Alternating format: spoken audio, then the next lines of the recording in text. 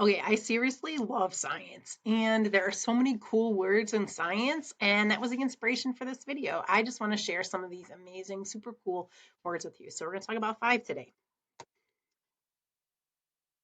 The first one, cytokinesis. What a great word, cytokinesis. Anyway, what it means, cytokinesis is when, after mitosis, which is the division of the nucleus, cytokinesis is when the cytoplasm is split and you end up with 2 new daughter cells. So cytokinesis, the division of the cytoplasm after mitosis. Apoptosis. Oh, fabulous. I always think pop when I think of this word. Anyway, apoptosis is programmed cell death. Well, you say, what the heck? Why would that want to happen? Well, if a cell has a mistake, so in the process of mitosis, a mistake is detected in a checkpoint, rather than allowing that cell to continue dividing, which could lead to cancer, the cell is programmed to go and unfortunately die. Apoptosis, a way to prevent cancer.